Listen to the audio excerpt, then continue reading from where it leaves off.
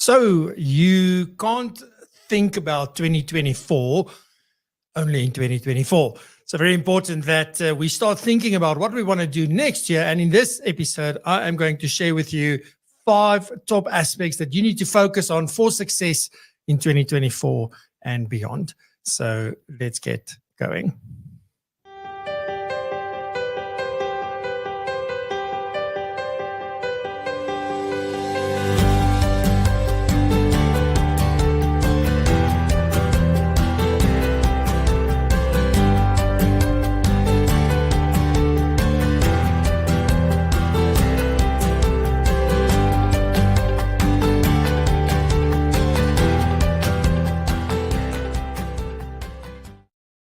Good morning, good morning, good morning. Warm welcome on this beautiful, very hot Friday morning. Thank you very much for joining us live. An exciting episode that we have for you today, and looking forward to getting into 5 critical key aspects that you and I need to focus on in 2024 if we want to go to the next level of success or ensure that we have success in 2024. So really looking forward to sharing all of those with you. But I'm obviously not alone this morning. I'm again joined today by Nikki McDonald from the Financial Planning Institute with all the latest news and everything we want to share with you today. Then we have Norma, and Norma's going to talk about breaking the loop of negative self-talk, which is so important. And then Razan is back with BrandWorks, and today talking about marketing goal setting for 2024. So really looking forward to that. So it seems like 2024, we need to start thinking about that, as I said in the opening, and that seems to be the theme for today's episode. So really looking forward to that. Got a couple of quick announcements, and also at the end, I will share with you who our amazing guest is going to be next week. So with that warm welcome this morning. If you're joining us live, thank you so much. If you are watching on demand and the recording, thank you so much as well. If you get value from this, please hit the like button. It's the little thumbs up button. So on your phone, it's just below the video. There's a little button. Boop it, click it, hit it, bump it, whatever you want to do. But it helps everybody know that this that you're getting value from this and that you are here and that you're enjoying the show with us. Also, if you've been around, watched a few of these episodes and you're really getting value, please consider subscribing. We really appreciate it. Alrighty, so let's get cracking this morning. I'm going to jump straight into the news today, and let's head on over to Nikki for the latest news.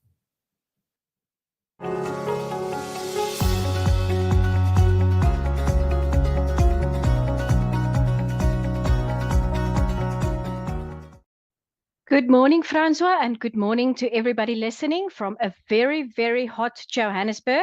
I hope wherever you are in South Africa, you are doing well and you are keeping cool. So let's get straight into the news. The Financial Services Conduct Authority has been quite busy this week and has issued quite a few warnings. The first one is for a company, or not registered as a company, an organization that's calling themselves FX Squad, and Mr. Petrus Rasmus Erasmus, known as Pierre Erasmus, would together referred to as the investigated parties. The FSCA received information that they are offered to trade in Forex on behalf of the members of the public, but they suspect that the investigated parties may be conducting unregistered financial services and or the business of a bank by taking deposits from members of the public.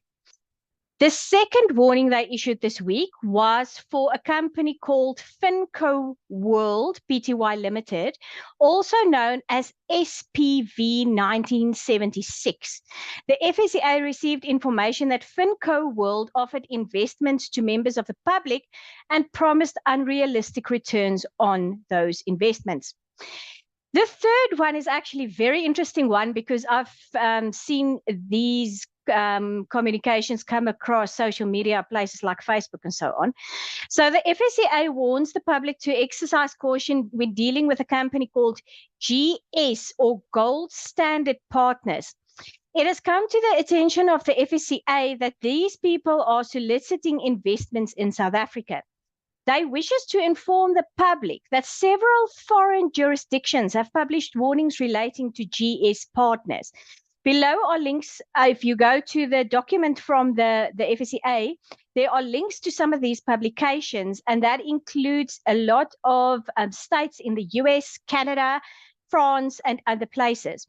GS Partners is not listed under any financial sector law to provide financial products or financial services in South Africa.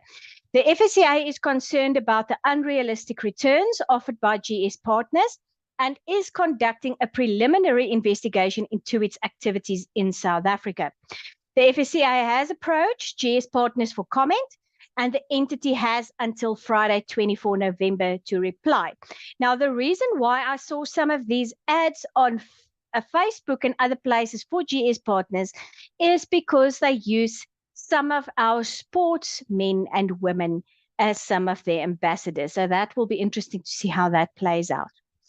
Then in two other stories, it has been a busy week for South Africans legislative-wise, but also, luckily, we do not have to deal with an interest rate hike ahead of the festive season, as the repo rate remains steady at 8.25%.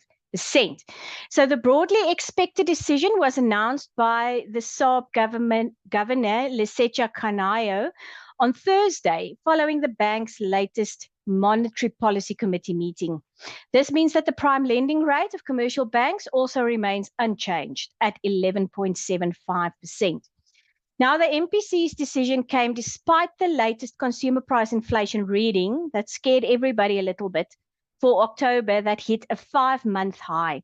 It came in higher than expected at just under 6%, and this was on the back of higher fuel prices in the month, load shedding piling pressure, bird flu hit poultry producers and food producers, and that all led to food inflation quickening in October.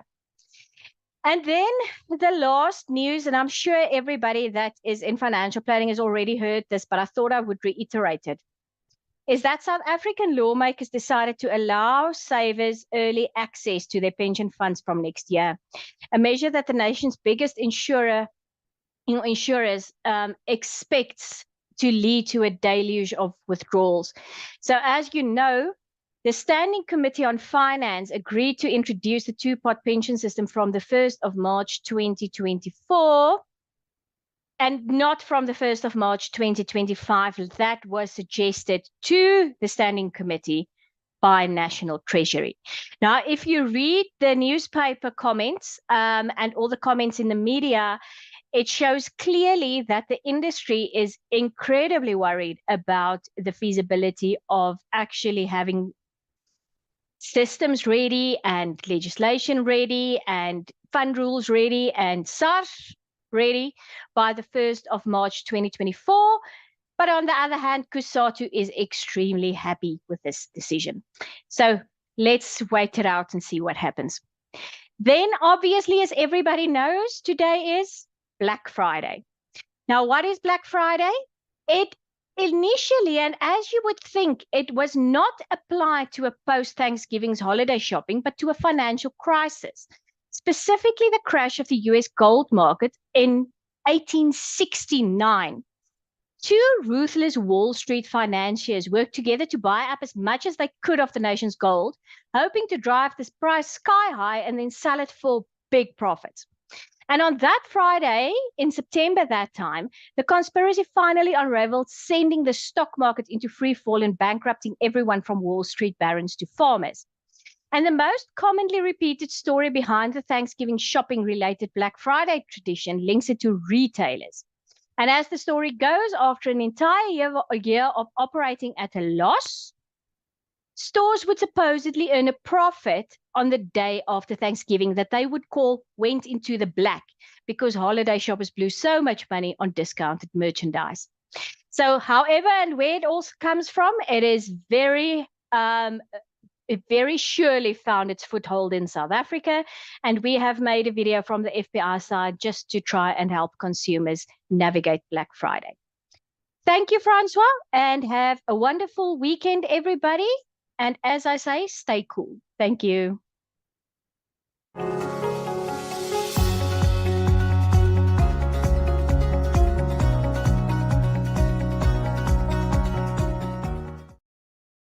Thanks so much, Nikki. Really appreciate it. Thank you for bringing us the latest updates that we need to know about. Really appreciate Hugh and the Financial Planning Institute for doing this for us. Righty, next up, we're heading on over to Norma. And today, as I said earlier, Norma is talking all about breaking the loop of negative self-talk. Looking forward to another great segment from Norma.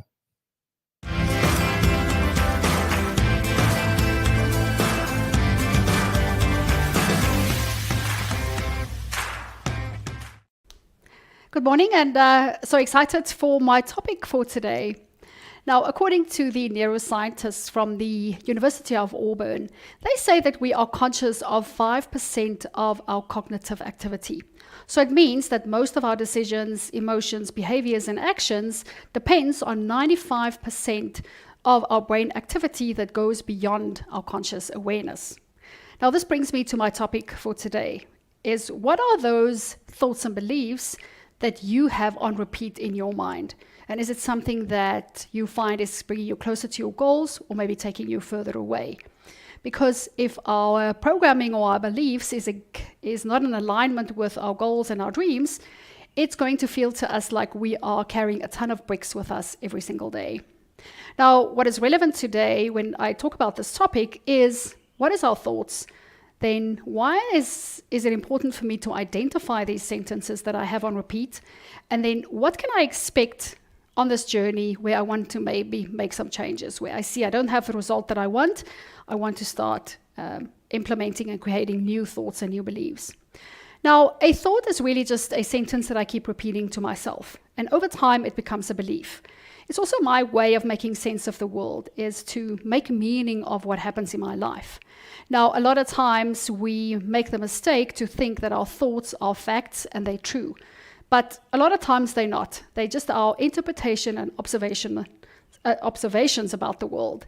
Now, I can give you an example of that, is that two people, the exact same thing can happen to them and they would have two totally different meanings that they attach to it.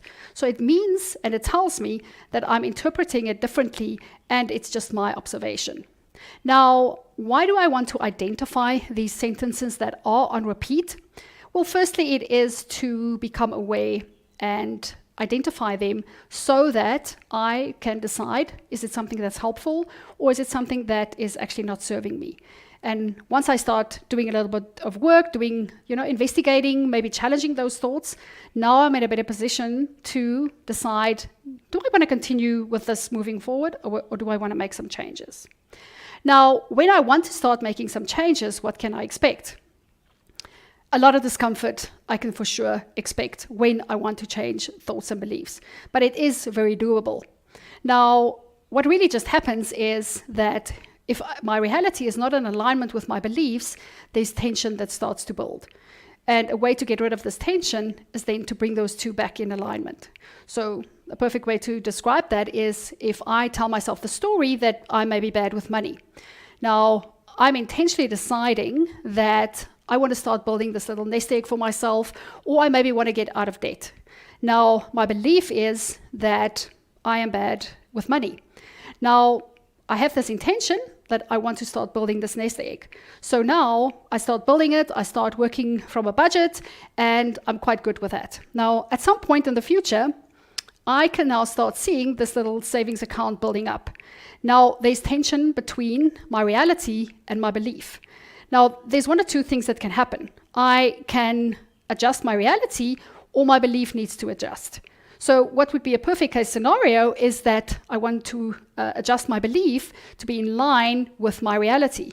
So I would be telling myself that I am gradually becoming a person that is really good with money. Something that I don't want to be doing is sabotaging my efforts, going and spending that money on something that is maybe not planned and bringing myself back to my belief. Now, that is just an easy example how it plays out in our lives and how that can be so unconscious, we're not even aware of it.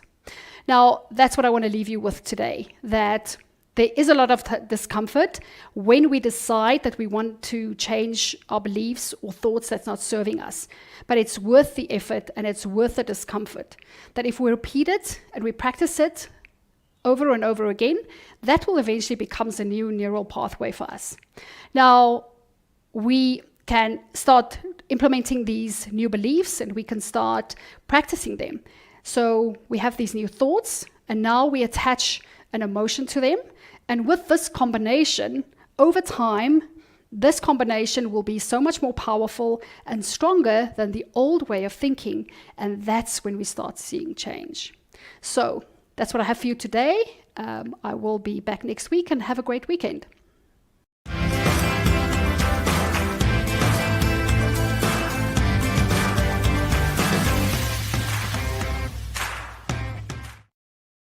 Thanks so much, Norma. That was amazing. Really appreciate it. And next up, we're going to head on straight on over to Razan and her segment called Brandworks. Today, talking about all about how you can set some amazing goals for your marketing for 2024.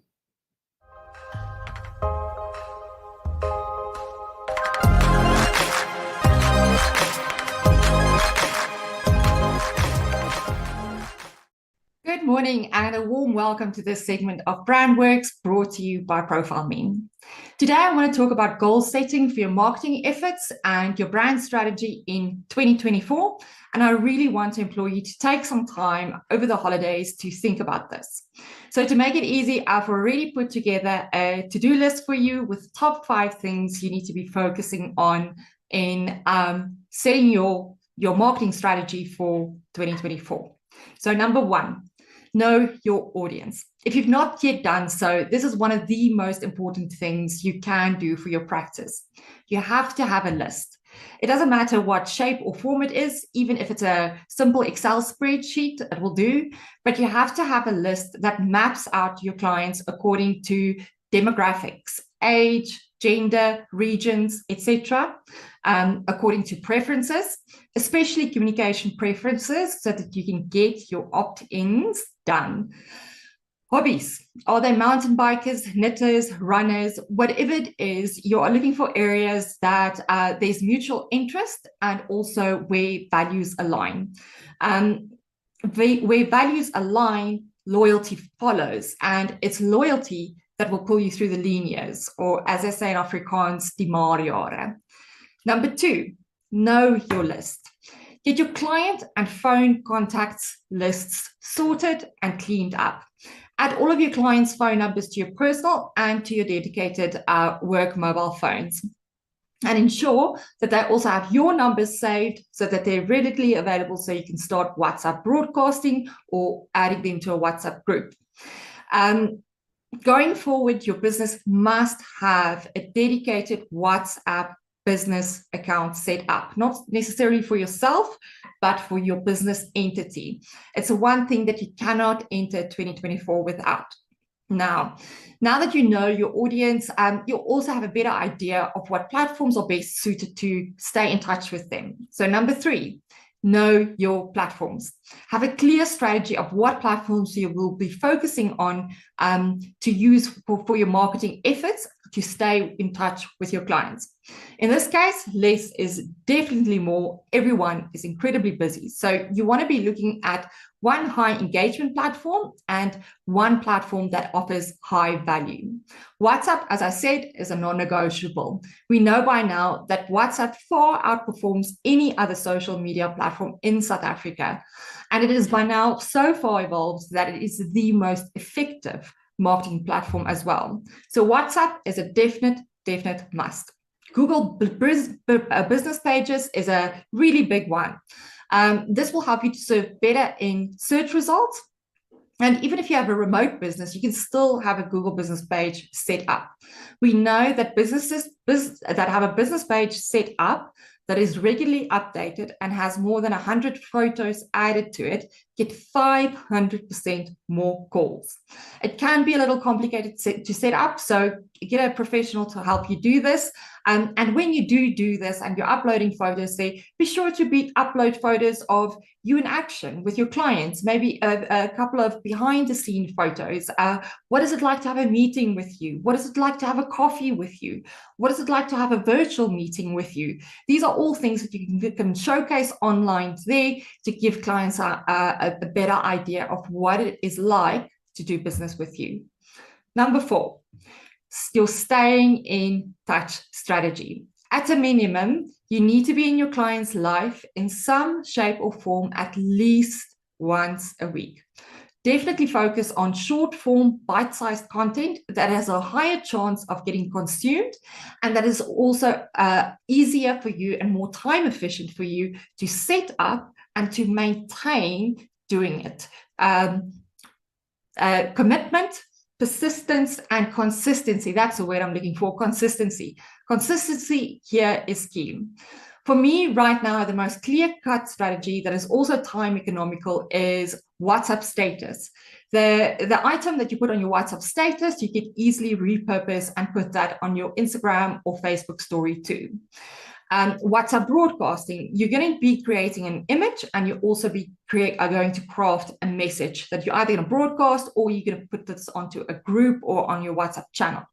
So this item, this image and this message, you can very easily then repurpose and go put it on your social media platform of choice, where you've now established that most of your clients are doing exercise number 1. So make sure your content strategy adds value and that it's time relevant and relatable to the clients in real life terms. My hunch is that 2024 is going to be the year for helping your audience and your clients find ways to stretch their rands and ways to stretch their time further. Number 5, last but not least, but also important, go paperless. It's 2024. Digital is by now widely adopted and the accepted norm, giving clients paper products that then fall on their carbon footprint to dispose of is just not on anymore. We've seen a massive trend overseas of executives getting snubbed for actually handing out paper business cards. So if you've not yet done so, in 2024, let the flyers, the brochures, the business cards, let them go. If you haven't done it, just do it. Let those things go. And we'll also be coming to PDFs very, very soon of letting go of that. But more on that in the next segment. For now, that's all from me. Have a wonderful Friday. And over to you, Francois.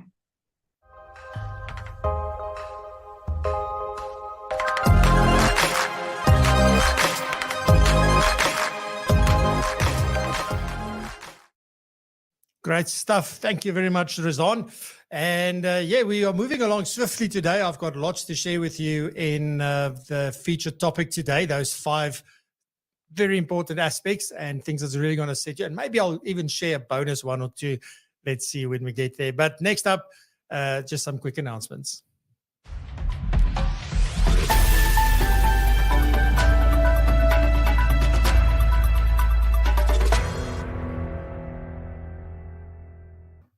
Alrighty, so just a couple of quick announcements, not much today to announce. We're getting closer to the end of the year, and obviously at the Connect events, next up is Durban. So today we are in Durban, and we will be hosting the Connect event there. So really looking forward to that. Looking forward to chatting to my featured guest, Mandy Murphy, about how to punch above your weight. So really excited for that. When we did the prep for that session, I just got goosebumps. It's really going to be amazing. So looking forward to seeing everybody in person in Durban a little bit later, and amazing what we can do, right? So looking forward to that. And then also next week in Cape Town, the 1st of December, my guest is going to be Rob McDonald, and we're going to talk about the 7 pillars of financial health, and probably the way that I know my conversations to go with Rob, a few other very important key aspects, and getting his views on those as well. So looking forward to both of these events. All of our events basically for Connect was absolutely fully booked. So we're really, really humbled by that, and deeply grateful that you are spending your time with us. So thank you very much for those of you who are making the time and the effort to join us. Also, a massive thank you must go out to Independent Investment Solutions for making these Connect events possible. If it wasn't for them, I would not be able to do them. So thank you very much. And also to Rizwan and ProPulsion for stepping up without me asking and saying, well, you know what, we know these things cost a lot. We're going to contribute and make sure people have something to eat. So thank you very much, Rizwan. We really appreciate that. And we're looking forward to having Rizwan with us in Cape Town. So she's going to be doing one of the segments as well. So really looking forward to that. But other than that, awesome stuff. The other big thing I do wanted to mention just very briefly is also the launch of the book that the PROpulsion member community wrote. And that's going to be launched on the 23rd of February. So really looking forward to that. It's a Friday. It's going to be in Pretoria, live in person. So we will be sending out some more details around that. Then the last thing, you can also be looking out for our tech event. Our tech event is coming up in the first quarter of 2024. So really looking forward to that event as well. We've got a brand new format, new ideas, more sponsors, more providers and tech people that are going to be involved. Some incredible keynotes and panel discussions. So really looking forward to announcing that very, very shortly, and to have you all join us for that virtual event. It's going to be a virtual live event, and we promise you that it's going to blow your hair back. If you want to invest in anything, you want to invest in learning all about technology, seeing what's available, but not just that. We're going to take you through the process of how to go about it to get the right technology and to really get the most out of your technology as well. So really, really excited for this event. Then on that note, I think you'll agree with me that, just in case, by the way, if you haven't yet, please like this video. Please hit the subscribe button if you're not subscribed yet. We're so close to 1,400 subscribers. We'd really love to get there. We're on 1,394, I believe. So if you want to help us out, please hit that subscribe button. And also, very importantly, share these episodes with your friends. There's so many people that I run into that say to me, Francois, like, I love this. I've never seen them say hello in the comments. I don't even know that they're watching. And I laugh because I still can't believe it. It's really, really amazing that people would spend their time listening to what we have to do. But I also believe, on the other hand, that it's extremely valuable. So please help us get the word out. There are so many financial planning professionals that still don't know about the show, or they know about the show, but they actually have no clue what value they can get from this. So please help us get the word out if you have the inclination to do so. So thank you very much. And with that, let's head on over straight to the featured topic for today.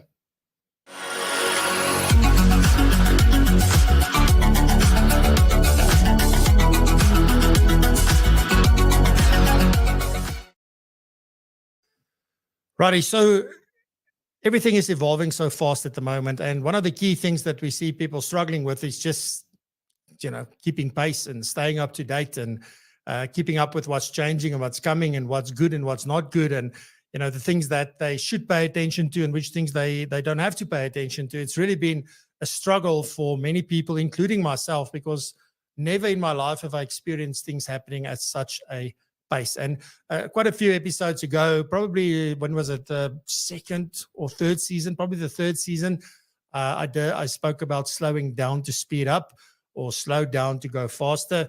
And, I think it's really time to do that and just take a step back and think about what it is that we're going to do. And, it's so important that if we want to do great things in 2024, because we're all serious about our businesses, we're all serious about looking after our clients, we're all serious about making a real positive impact on the world and the communities and the country and all of that, the profession. But we can't start thinking about that only in January when we come back. I've done this for many, many years, in the sense of, there were times where I tried to say, I'm just so tired, I'm going to take a break and I'll come back in the next year. And then that first week in January, I'm going to spend a week. And typically that doesn't happen, because there's all these little things that's happening and other people want to talk to you. And it's like, you just don't get to it, right? And it's exactly the same with us. And many, many financial planners and advisors only come back from holiday when, like, middle of January, sometimes the 20th. And then you want to start, then you're into February, and then you hit the ground running and you never do what you set out to do. So the best time to really do this is before we go on holiday. We at the very least, need to start thinking about what we do in 2024 or in the next year. It doesn't matter when you're watching this video, but, just if it's now November, start thinking about next year. At least your brain is sort of in that gear, and maybe make a few bullet point notes that will help you from that. But today, what I want to share with you are really some key aspects that I think are very relevant in the next year and the next 2-3 years that we are going into. And these are really a couple of things that I think we need to do. And I'm going to talk about some key domains that we need to master over the next year or 2 or 3. and depending on where you are in your journey, maybe the next 5 years for you. But for those of you that's been around, possibly the next 2-3 years, you're going to spend a lot of time on these domains. It's going to be very important. Then we're also going to get into some technology stuff, obviously, and also what is some other things which I don't want to mention. That's why I keep on like sort of dancing around the point. But anyway, so let me get into these and which are the key domains that we need to master that I want to talk about. Well, the very first is, it's like maybe a fancy word, ethical reasoning. I think it means nothing other than, how do I make my decisions so that it's in the best interest of my client? It's not necessarily just self-serving. I always believe that the client comes first and you've got to do everything in the best interest of the client. But that's just another way of saying just do the right thing for the right reason with the right intent, in my humble opinion. So, but we've got to start thinking about these things and how we make our decisions and how do we ensure that we don't get distracted by things that, because all of us at some point find ourselves in a position where, end of the month is near, do I do this? Do I do that? It doesn't matter how ethical you are, how morally able you are. None of those things matter because sometimes life happens and it forces you to do things that are not right, but it's not wrong. It's not damaging, but it's not the best that you could have done. So, it's like, how do we make sure that we do things in the best manner every single time as far as possible? So what are the things that we need to put in place? And then also, how do I avoid these conflicts of interest in any event?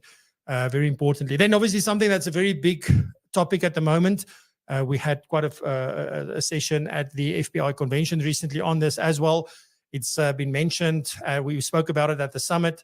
We spoke about it in other different forums, but it's the psychology of financial planning. So it's very important that we understand our clients' emotional and their psychological relationship with money. It's not necessarily that emotion and psychology is, exactly the same thing, because the one is how I feel about money. The other is probably how I think about money and how I relate to money and what drives that. So it's really, really important that, because maybe, when somebody was young, their parents lost all their money or they lost their business. And you can see it's very hot today. So that they lost everything and now they are very risk averse and they're not taking the necessary amount of risk that's still safe. It's not inordinate amounts of risk when it comes to the investments, but they avoid risk at all costs. They don't want to take risk. So it's very hard to help that client because they're so afraid of losing what they have built up. So that could be one of the things that we could look at. I mean, there are the biases and all of those good things that we've spoken about so many times before as well. But the psychology of financial planning is very, very important and one of the three domains that we really need to look at in 2024. Then also, and maybe you're going to find like, technical knowledge, right? I was having a conversation with somebody 2 days ago, and we were just talking about the technical aspect of things and what the CFP mark means and, and so on and so forth. And it's interesting how things have evolved. And you may have heard me say this before where, I remember when I started, the pinnacle of what you could do was to become a CFP professional. Today, it's sort of like it's expected. You need to have that. In other words, you have to be technically competent. And whether we're going to use, and you'll see at the tech event, all the amazing sort of tools that are coming out that is going to do a lot of the hard grind work for you, it's going to be, it means nothing if we don't have the technical competence to question those outcomes and to know whether it's right or not. Also, to be able to connect different dots with each other. So yes, maybe the focus when we talk to clients and when we engage with clients and we interact with clients has got nothing to do with the technical aspects because we focus on the client. We're speaking their language. We're creating a safe space for them. We're asking curious and insightful questions so that we can get great responses from our clients and that they will open up to us so that we can really understand what sits behind everything. So there's a difference between the client engagement side and still needing to have that client, the technical ability to be able to do the planning that is required in the most efficient manner possible and in line with what the client has shared with us in our other engagement. So very important. So technical knowledge is definitely not going away. It's going to be very important. So we've got these three key domains that we need to master. So first off, ethical reasoning. Secondly, psychology of financial planning. And thirdly, our technical knowledge. So we can never stop working on that. I think quite a few people have stopped working on that, and they're so focused on the softer aspects of what we do. We need both. It's simple, it's never one or the other. And as you build skills, they're not supposed to replace what you had. They are supposed to build on top of what you had, so that you build a stack of skills, so that you're able to really add a lot more value than you would have been able to do otherwise. Righty, so let's delve a little bit deeper, maybe, into the technical competency part of what I just spoke about.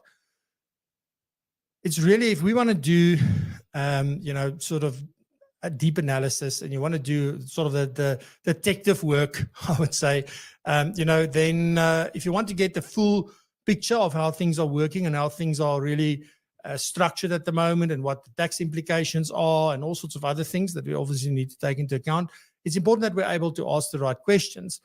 And often, it's not like we do everything for the client. Sometimes we involve other professionals, their accountants, their lawyers, their, sort of people like that, other advisors, consultants, for example. And we must be able to ask the right questions. So we don't necessarily need all the right answers to those questions, but we need to know, here's the thing. Has anybody looked at this? So once there was a situation where I met in a consulting sort of capacity with a financial advisor talking about their client, and they sold, or there was some selling of the farm between the parents and the children, and transfer of things, etc., etc. And they did all of these weird and wonderful contracts, and everything was in place. And then right at the end, I said, well, has anybody considered the capital gains tax implication of all of these changes? And the room just went, what? Capital gains tax? And that impact was, it was millions, and nobody considered it. So everybody was moving things around, saying, oh, we can do this, oh, we can do that. Let's do it like this, because then that's better. And nobody thought to ask about, not even the accountants who were part of that whole conversation, thought about, but what about this? Because there's a disposal. So CGT will be triggered and it will be payable. So now what? And has anybody made provision for this? Because they were looking at how much money they're getting out, because it was a thing about where the parents didn't want to do the farming anymore, but they wanted the children to continue, but they needed money from that. I can't remember the whole story exactly. But, just that one simple question that nobody seemed to ask. Everybody there, a lot of people had the answer, but nobody thought to ask that question. And that is the value of a financial planner. I always believe that a financial planner sits in the middle of a relationship, and they are like they orchestrate the entire thing. So we manage the relationships with other professionals. None of those other professionals, they know their domain, but the financial planner and financial advisor knows a lot about a lot of stuff. And we're able to see things that they not necessarily see because they're just focusing on their domain. But we know that if we do something here, there's also an impact over here. And we can ask the right questions so that those two professionals can talk to each other and figure out what is the best way to do that. So again, we don't necessarily need that, but without the technical competency and the technical knowledge, we're really going to battle to ask the right questions. It's very important also that, you need to have sort of a customized approach with every single client. Although I do believe, if you just focus on the client, it's different. When you start zooming out, there's a lot of overlap between clients, but every single client has got very unique aspects to their planning, because it's all about the psychology. So it's about their relationship with money that's different. It's about, sort of their past experiences. It's how they make decisions or don't make decisions. It's maybe relationship things that we need to take into account. So that's where the differences come in, to understand that part. It's so dangerous when we sit there and we think about, sure, I can already see, we're going to do this while the client is still talking, because you've heard this before or you've seen this before. It's so easy to go there when you've done this so many times. So the trick is going to be to just, back off a little bit and just let them finish and understand that, whoa, there is a customized approach for this specific client. Our process is there, and our process is pretty standard, but it's flexible. So we can, include things, we can exclude things, etc. from that point of view. So really important that we think about that, and how we offer what is really needed at that particular point in time. Also, it is very important, we have to stay up to date with the changes. It's not only legal changes, what's going on in the economy, what's going on in the markets. And it's got nothing to do with becoming an investment professional and trying to predict the markets and all that kind of stuff. But we need to understand the environment that we are operating in and what may or may not happen, because we need to educate our clients, because when things do go wrong or they go right, clients want to know and they want to understand. So the more we can educate them, the more we can guide them through the process, the less of an issue it becomes when something unexpected probably goes haywire or wrong or different from what we expected it to be. So technical competency, really, really very, very important. The next part I want to delve into just a little bit is the psychology of financial planning. Now, this is now the new buzzword, and sorry if I say that out loud, but still, I believe, if you go back, and I know I'm going to oversimplify this, and somewhere somebody is going to hit me with a book that they wrote on this, but psychology of financial planning, in my view, is the soft skills that we used to teach and that we used to use way back in the day when I started, but it's on another level now because there's more understanding. And if you listen to people like, I always mention Gary Vaynerchuk, but you listen to Gary Vaynerchuk, all of these people that are really out there on YouTube, and it's not necessarily that all of them are doing great stuff, but there are people who say, like, you've got to understand psychology. You've got to understand the human being. You've got to understand why they do what they do. And once you understand that, you can predict so much better what's going to happen whenever you do something specific or whenever you suggest something. So this is becoming such an integral part. So it's not really about just the psychology of financial planning. It's about understanding people. And I think that's the new level to the soft skills that we had because we, in the old days, it was very much, I don't know, like maybe tick boxy kind of approach. Now it's really connecting with clients. It's really about putting everything else aside and just focusing on the client and asking great questions and being curious. But most of all, two things: creating a safe space for them where they feel they can talk to you. There's no judgment. There's patience. They can share with you whatever they want. It stays between the two of you. So it creates that safe space. And on the other hand, also, we need to create time for them to think and a space for them to think.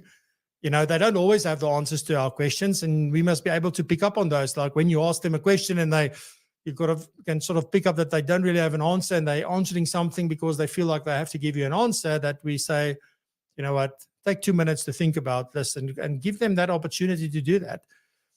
So just a simple example. But anyway, so psychology is I think, a lot more than just financial behavior. It's not just about biases, etc. It's about so much more if we really want to do the planning well. And I think probably, it helps us to do the planning well and better. But probably the thing it really brings to the table is that we get clients to stick to their plans. There's another level of commitment to these plans, and we understand, and it's not about growing their money from X to Y. It's about unlocking the life that they want to live. It's about making possible for them, or making things possible for them to go and do the things that they've dreamed of doing. And for some people, that's elaborate. And for some people, it's very, very simple. Doesn't matter what it is. It's about making it possible for somebody. Because unfortunately, in the society we live in, money is the key to make everything possible. Most things possible. I wouldn't say everything, but most things possible. So very important that we sort of look at that. So, things like effective communication, helping clients, think about their processes, think about why they make certain decisions, their beliefs, all of those things. We have to understand that because that's when clients won't shut down on us and they will listen to us and give us more than what we thought. And, sometimes it's uncomfortable in the beginning, but other times, the more you do it, the more amazing it becomes. So really, really important. And how do we help them with these barriers? Where's the line between I can help you overcome this, but when it comes to this, I've got to bring in another professional, or I suggest you go see another kind of professional. So where is that line as well? And the one thing that I do want to say, and even, Mahinder Crawford has got this amazing book, Purpose-Driven Financial Coaching, which he now talks about purpose-driven financial planning, because it's coaching integrated into planning, because it is primarily about the planning and we want to use the coaching. So it's not about being a coach, becoming a coach, and all of those things. It's about using the principles and the techniques that coaches use to really help their clients move forward a lot more than they may have done so before. Then also, how do we act in the client's best interest? So that ethical reasoning, I guess, is the thing. But acting in the client's best interest is so important. Integrity, ethical practice, all of those things. The FBI can have their code of ethics. You can have your code of ethics. Whatever body you belong to can have a code of ethics. The Phase Act may say that you need a code of ethics for your practice. King may say that you need for governance your own ethical code of ethics. None of that means anything unless you live it, unless you really believe it. So it's really important to go and sit for a bit with that, and maybe you first on your own, and then secondly with your team. We find that that's something that works really, really, really well. You first spend time on something by yourself because it's your practice or it's your business, right? Which one you're doing doesn't matter. But it starts with you. And then we go say, okay, guys, this is what I'm thinking. This is where I am with this. What do you think? Where are we falling short? Do we really do this? Do we really live this? Or what would you like to see on here? And how do we put together a little framework without being elaborate and without going over the top? But how do I put something together that I can use whenever we need to make a decision that's not just a run-of-the-mill decision to really guide us through that process? How do we ensure that we always act in the best interest of the client, even if it's not good for us? But if it's good for the client, how do we make sure, and how do we hold each other accountable? So this is very, very important. The biggest thing is, if you think about the trust equation that I've spoken about quite a bit in sessions this year specifically, two of the things is reliability and credibility. So if we are always consistent in the way that we make our decisions, it means we're showing that we're reliable. We do what we say we're going to do.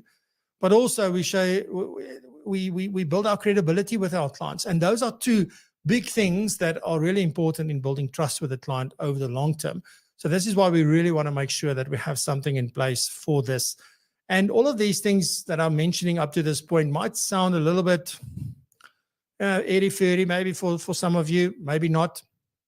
But these are the real things that clients pick up on, because these things have a direct impact about how we make them feel. And that is the most important thing of everything. It's not the 10 Rand growth that we gave them. It's how we made them feel that is really, really important. So anyway, I think, acting in the client's best interest and thinking about, how do we really hone in and demonstrate our integrity, and how do we make sure that everybody in the business follows the same suit whenever we make these decisions? It's going to stand us in good stead in 2024 and beyond. I mean, for forever. Then the thing that I've been waiting to talk about is obviously embracing technological tools. You got to today. And here's the interesting thing, that I was doing a talk, when was it? 2 days ago. I was doing a talk in the UK, and I was talking about all the latest, greatest stuff that Microsoft is bringing out, and sort of all where we see things are going with AI, and where are the risks that I'm seeing, and all sorts of very interesting conversations yesterday, or the day before rather.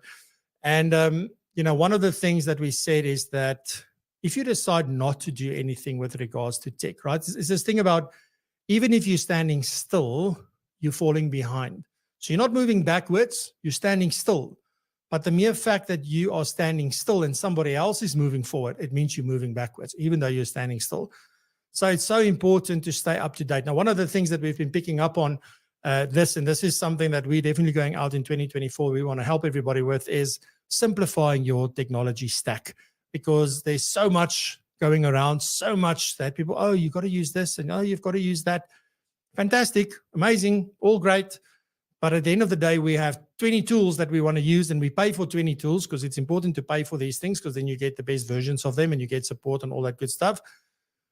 But sometimes you are paying for the same thing 3 or 4 times over because you don't realize that that same functionality, or rather similar functionality, is also available elsewhere. Maybe, it's interesting. I read all of these comments on the community boards, about like the new planner, for example, that Microsoft is, they're doing an upgrade to their planner product, and how people are going on and on and on. I can't use it because of this. That's a decision that you make because you don't like the way it works. But it works. It works for so many other people. But just because you are so me, are so fixed on, I wanted to do it this way and it can't, so now I can't use it. It's nonsense. Like, we can use it. The thing is, we need to understand what is it that we're really trying to achieve. And that's going to be the biggest challenge in 2024, is to figure out what is it that you really need to do. How can we simplify it, and how can we use as little technology as possible, but we use all the technology that is really, really needed to deliver that service and to really make a difference in our clients' lives. But very importantly, grow your business, make it sustainable, give it legs, in other words, let it have longevity. And we've got to make sure that it's profitable, right? Otherwise, why are we in business? So that's very important. So these are the kind of things that we really need to think about. So the hardware you use, the software you use, what about the protection of data? How do you use things like artificial intelligence? Well, I don't want to talk about AI anymore, but the thing is, if you don't feel like that, it means you haven't been looking at it, and you should definitely start looking at it. So, these are all tools that can help us. And the problem is that if you don't use it, you will fall behind.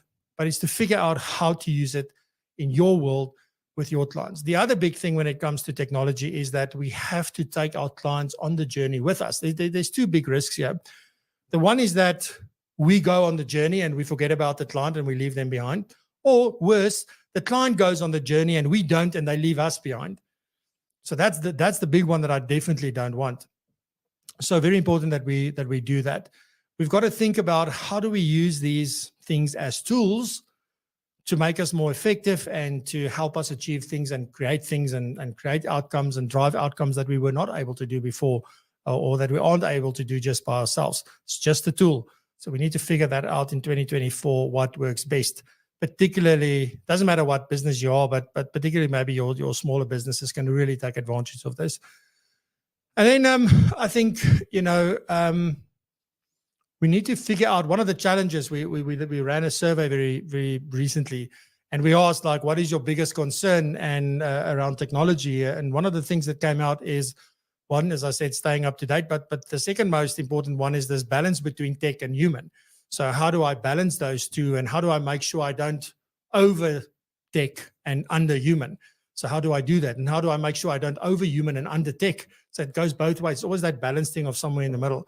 So that's going to be very important in 2024. And the only way we are going to figure this out is sort of, you spend time thinking about it, you spend time talking about it, you do research about it, you listen, and you participate in conversations. So these are all very, very important. And next year we're launching quite a few shows that are going to address this for PROpulsion members. So really, really excited about that. Anyway, so I think the other last big thing around technology specifically is just, we want to think about our processes and we want to see how we can streamline things. And there's, we can really over-engineer some of these things and make them just too techy and too automated and too all of this. And we ask for too much information because now the client does all the work. So there's a lot that we need to be careful of. But ultimately, we've got to think about, what can technology do? How can I streamline my operations? Which part must a human being be involved in? Which parts can we automate? So really excited for that. We doing sort of a session in December to help a group of people through that journey. And we're going to take those learnings and do more with that next year.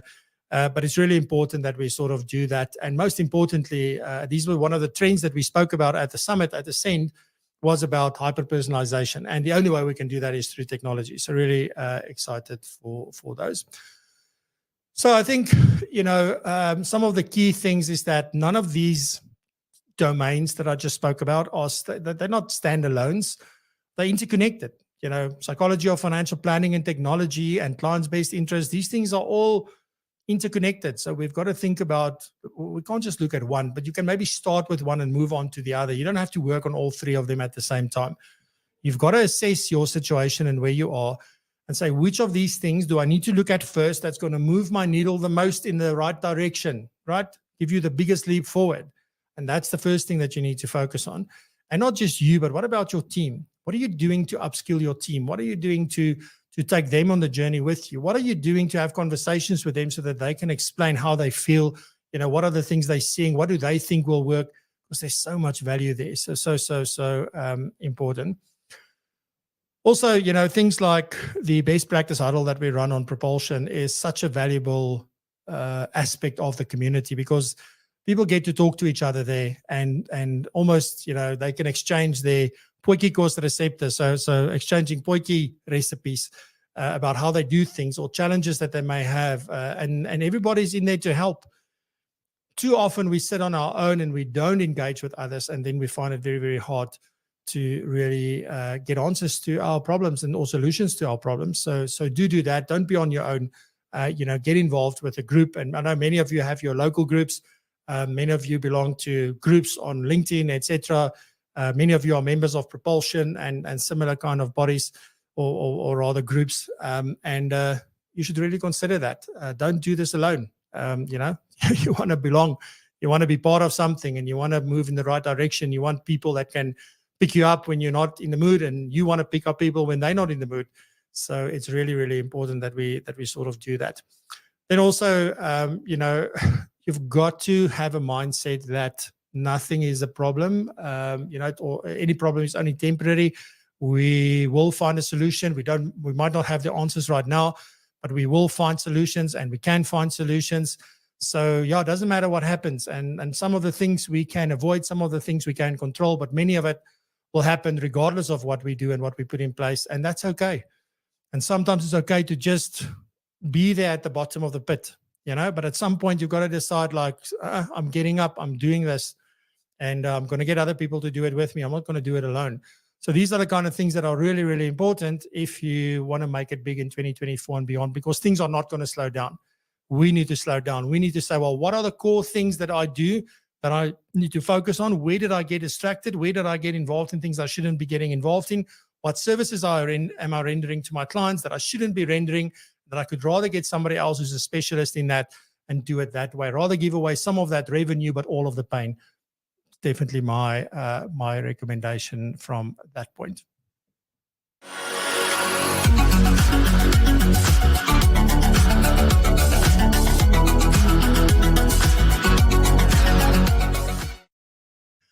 Fantastic. I hope that was helpful, and that you are inspired for 2024, and that you're going to spend some time. Get a good old book out and write. Don't type, write. It's just so much better. Anyway, so my guest next week, as I promised, I will announce. So my guest next week is, what's his name? Bjorn Ladewig. Bjorn, my friend. I'm so sorry. Bjorn Ladewig from Just SA. And we're going to talk all about a white paper that they have produced that's got some incredible information in it. Obviously, still touching on the topic of living annuities and life annuities and hybrid and everything in between. So really looking forward to my discussion with Bjorn next week. So please join us for that. And on that note, I want to wish you a fantastic weekend. I've got to get to Durban. So thank you very much for being here. I really appreciate it. And we'll be back next week, same time, same place. Stay safe, be blessed and prosper, and continue to raise the bar. Love you. Bye-bye.